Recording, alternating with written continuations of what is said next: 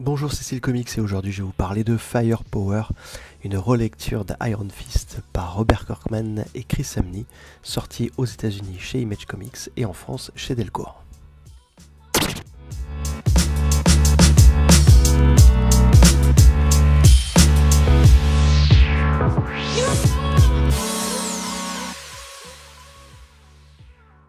Alors Chris Samnee est un artiste que je suis déjà depuis une dizaine d'années.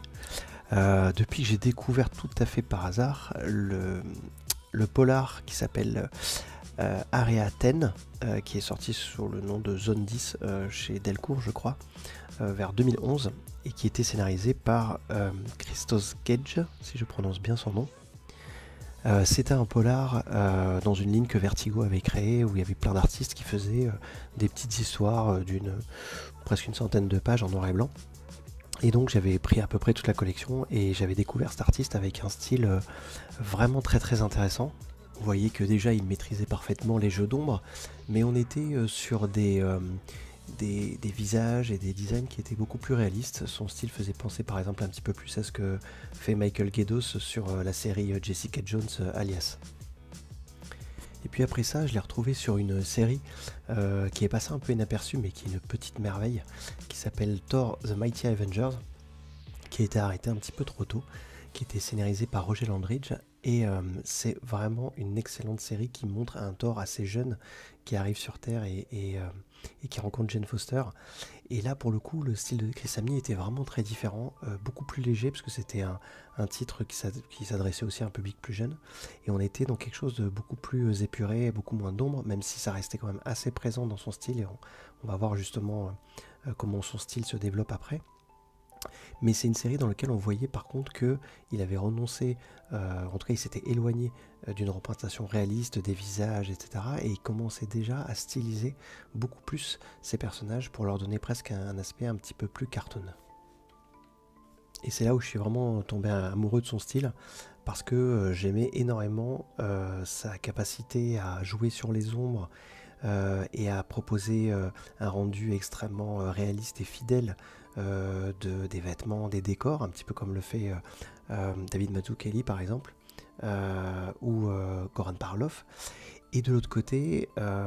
qui puisse aussi proposer à chaque fois une épure et une synthèse de ses traits, notamment sur les visages, mais pas seulement, on va le voir aussi dans les scènes d'action, dans les mouvements, ce qui fait que ça ajoute énormément de dynamisme. Donc c'est vraiment un artiste qui a développé ce style, qui sait rendre le réel, mais qui sait suffisamment l'alléger de toute lourdeur, qui fait qu'il sait lui redonner le dynamisme que l'on va trouver sur des styles beaucoup plus cartoon. Et justement, je trouve que Firepower est presque plus encore que Daredevil, une belle occasion pour lui de développer ce style, puisque la série a à la fois besoin d'être ancrée dans un certain réel, parce qu'elle présente un univers assez fantastique qui effectivement, on va le voir, évoque un peu celui d'Iron Fist, mais en même temps elle est basée sur des combats d'arts martiaux, l'utilisation de pouvoirs, etc., qui nécessitent un rendu extrêmement dynamique des combats, et aussi une capacité à ne pas seulement se limiter à la représentation un peu figée des mouvements, un petit peu comme ce que j'évoquais dans ma vidéo précédente sur Nightwing. Alors ce qui est intéressant, c'est que le premier tome de Firepower, qui était un petit peu un tome 0, est sorti directement en trade aux États-Unis. Il n'y avait pas plusieurs épisodes, et ça a permis d'avoir déjà une centaine de pages pour voir à quel point le style de Samnee était parfaitement adapté à cette série. Ainsi, dès le départ de ce premier volume, on voit le personnage d'Owen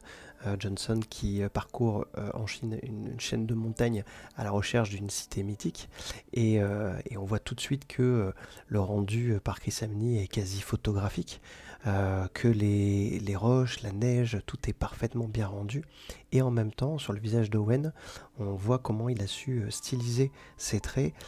et notamment pour rendre ses origines asiatiques. Et ce que je trouve fascinant et qu'on voit bien sur cette double page, c'est le fait qu'il arrive à faire cohabiter sans mal des rendus, et notamment au niveau de l'ancrage, des rendus très précis, comme ce sac à dos au premier plan sur la page de gauche, qui est très détaillé dans sa texture, dans ses plis, comme le costume de Maître Lune aussi, pareil au niveau des plis, au niveau de la ceinture, et en même temps, de l'autre côté, une plus grande épure, comme pour les visages de droite. C'est aussi notable sur les décors, où par exemple les décors de fond de la page de gauche sont finalement assez réalistes, avec beaucoup de détails, etc. Donc on a l'impression qu'ils sont quand même assez chargés, mais ils ne sont pas énormément texturés. C'est-à-dire qu'on le voit notamment sur le petit muret au premier plan à droite, il y a juste ce qu'il faut de jeu d'ombre pour montrer la texture de la pierre, et à côté de ça, il peut se permettre sur la page de droite, au premier plan, de faire des blocs un petit peu comme Mike Mignola, c'est-à-dire vraiment des silhouettes de rochers avec des gros aplats noirs très géométriques. Et les deux vont cohabiter dans la même BD sans jamais donner l'impression qu'il y a un changement de style. Et cette cohabitation, on va la retrouver encore une fois sur cette double page qui est encore plus épurée. Et on le voit notamment au niveau des visages, et c'est là où tout à l'heure je mentionnais justement l'expressivité très importante des personnages dessinés par Chris Samnee. On a clairement ici une démonstration d'un ensemble de visages et d'émotions qui sont traduites avec 3 fois rien, que ce soit un petit sourire en coin, notamment ses yeux qui sont aussi rendus souvent avec juste un trait et un point, presque comme dans Tintin. Et pour autant, les visages restent identifiables, les plus petites micro-expressions comme le sourire en coin du personnage à droite sont détectables, et ça ne l'empêche pas de maintenir toujours cet équilibre entre détail et épure, comme dans le plan de droite où Owen est assis avec tous les autres artistes martiaux, et où le décor dans le fond va être extrêmement travaillé, et les plis des vêtements vont être aussi très crédibles. Ce que je trouve aussi très intéressant, et on le voit aussi sur cette double page, outre un découpage exemplaire, parce que c'est une scène de dialogue, c'est toujours très compliqué à découper, et là on voit que la lecture et la lisibilité est parfaite, mais ce qui est intéressant aussi dans cette série, c'est que Chris Samnee aurait pu opter pour une épure totale, c'est-à-dire quasi une ligne claire, pour coller, et ça aurait très bien collé aussi au ton de la série, mais pour autant il conserve dans sa boîte à outils sa capacité à extrêmement bien gérer les ombres, et on le voit déjà dans cette séquence comment il arrive à jouer soit avec l'aplat noir du t-shirt d'Owen, soit avec les ombres sur le personnage du Maître Lune, et c'est quelque chose qui va réussir en fait à créer ces bascules dans des séquences soit nocturnes, soit on va le voir d'action, où l'ombre redevient omniprésente. Et donc voilà un exemple d'une séquence qui se passe vers la fin de l'album, une gigantesque bataille avec des explosions, des flammes, et où justement il peut à nouveau jouer sur l'éclairage et donc sur des jeux d'ombre très importants. Et là on peut le voir, que ce soit sur la splash page à gauche, sur le travail qui est fait sur le personnage qui est justement plongé un petit peu dans l'ombre du fait de la lumière qui est derrière lui, ou dans les plans de la page de droite, et notamment je trouve la deuxième case absolument magnifique, où on a cette silhouette qui se dessine avec les ombres sur le toit, avec l'explosion au fond. Enfin, c'est vraiment une façon en plus de montrer que le personnage qui arrive est extrêmement menaçant. C'est vraiment une grande réussite, encore une fois, de Chris Samnee dans sa gestion des jeux des ombres. Mais bien évidemment, ce qui fait le principal attrait d'une série Kung Fu, c'est la mise en scène des combats. Et clairement, Chris Samnee, qui avait déjà prouvé dans Daredevil et dans Black Widow, qui savait vraiment bien mettre en scène les combats corps à corps, là, il se surpasse à plusieurs niveaux. Tout d'abord, ce qu'on va observer, c'est qu'il continue à savoir parfaitement cadrer et à jouer sur toutes les lignes un peu de diagonale, les lignes de force, pour donner du mouvement, toujours rajouter un angle qui fait que, un petit peu comme le fera un réalisateur justement de scènes d'action, l'impact des coups, ou en tout cas leur vitesse ou leur dangerosité, est accentué. Alors l'autre atout de Chris Samnee pour rendre les combats, c'est aussi le fait qu'il possède dans sa boîte à outils plein de petites astuces pour restituer la vitesse. Par exemple, dans cette double page, on voit qu'il va recourir au traditionnel speedline de fond, comme page de gauche, deuxième case, ou page de droite aussi dans la deuxième case. Donc c'est une technique assez traditionnelle pour montrer que les personnages se déplacent vite. Mais il fait pas que ça, il va aussi jouer sur la notion de flow, des contours des mouvements, et des mains par exemple, comme on le voit dans la dernière case de la page de gauche, avec ce petit trait noir en fait en zigzag un petit peu, qui donne l'impression que on ne peut pas voir le contour parfait du bras et de la main au premier plan parce qu'elle est en train de bouger, donc il y a déjà un effet de flow. C'est une technique qu'utilise Daniel Warren Johnson et que j'aime beaucoup et qui accentue considérablement l'idée que la main est en train de bouger à une vitesse que l'œil n'arrive pas à capter nettement. Et puis il y a un autre truc que je trouvais plutôt chouette, c'est les effets en fait dans cette scène, les effets de poussière en fait qu'il a notamment sur la page de gauche, qui accompagnent le mouvement de main, le mouvement de pied. C'est un truc qui m'a rappelé les films de kung-fu des années 80-90, où les personnages avaient des fois une espèce de poudre poussière sur eux qui faisait que quand il y avait des impacts de coups de poing ou de coups de pied, on voyait cette poussière s'élever et c'était une façon de renforcer l'idée du coup qui était donnée, notamment sur les visages. On voyait cette poussière sortie de nulle part partir dans les airs et accompagner finalement l'impact. Voilà, je trouvais que c'était une très bonne idée et en tout cas un rendu graphique très réussi. Et puis un dernier point quand même, c'est que tout au long de cette série, vous pourrez voir que les postures de kung-fu, les postures des mains notamment, sont extrêmement bien travaillées. Je pense qu'il s'est évidemment documenté pour cela, mais c'est vrai que ça crédibilise totalement aussi les combats de voir des postures plutôt recherchées et surtout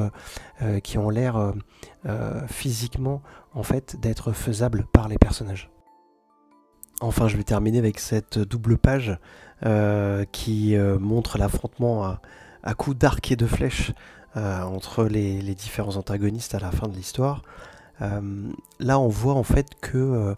Chris Samnee sait aussi travailler sa structure de page avec des inserts en fait de petites cases qui vont venir faire un focus soit sur des personnages, soit sur un bout d'action. C'est quelque chose de très graphique en fait, que j'apprécie aussi chez ce dessinateur qui est capable de proposer des plans et des cadrages très cinématographiques dans la composition, dans la largeur aussi avec cette approche un peu scope,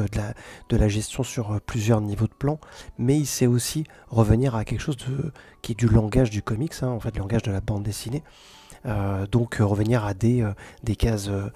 qui vont être verticales, inclinées, qui vont s'enchaîner, qui vont aussi être composées comme le plan en haut à droite de la page de droite en triangle parce que justement c'est un plan avec une flèche au premier plan. Donc il sait réinventer et réinterroger son découpage au regard de l'action et c'est aussi une des grandes atouts de cette série et du scénario de Robert Kirkman. Comme sur Invincible, il laisse de la place à son artiste, il lui donne finalement la possibilité de travailler sa mise en scène, son découpage, parce que évidemment on suppose que cette séquence elle est décrite en quelques lignes et que c'est Chris Samnee qui va complètement donner le rythme, la façon de mettre en scène cette séquence à travers ses planches et c'est quelque chose qui va réussir à faire de manière exceptionnelle tout au long de cette série. Voilà, vous l'aurez compris, je ne peux que vous encourager à découvrir Firepower si ce n'est pas déjà fait. Il y a 5 tomes qui sont sortis aux États-Unis chez Image et puis 4 pour l'instant chez Delcourt en France. C'est une série qui est que je ne vais pas classer au même niveau que Invincible, mais qui reste, je trouve, extrêmement divertissante, intéressante par rapport à la mythologie qu'elle crée, bien évidemment graphiquement magnifique, avec un très beau travail sur les couleurs aussi de Matt Wilson, j'ai oublié de le mentionner, mais c'est vrai que la colorisation sur Chris Samnee, et notamment du fait de ces jeux de réalisme et d'aplat aussi, c'est assez complexe, et je trouve qu'il s'en sort magnifiquement bien, il arrive à créer des ambiances, comme là par exemple sur cette page très crépusculaire, vraiment intéressante. Et c'est une série qui aussi en termes de scènes d'action apporte toujours des idées de mise en scène, des personnages avec des types de pouvoirs qui permettent de varier aussi, ce n'est pas que des combats d'arts martiaux. Donc voilà, après au niveau du scénario, peut-être que on pourrait lui reprocher d'avancer un petit peu lentement quand même et de décompresser quand même pas mal le récit parce qu'on peut pas forcément dire qu'on est énormément avancé au bout de 5 tomes, Cela étant dit, c'est fun, c'est distrayant, c'est parfaitement écrit et dessiné et colorisé. Donc voilà, n'hésitez pas à découvrir cette petite perle qui est Firepower. Voilà, c'est fini pour aujourd'hui. Encore un grand merci pour vos soutiens, vos likes, vos partages et vos commentaires. Et je vous donne rendez-vous très vite pour une nouvelle vidéo. A bientôt. Ciao.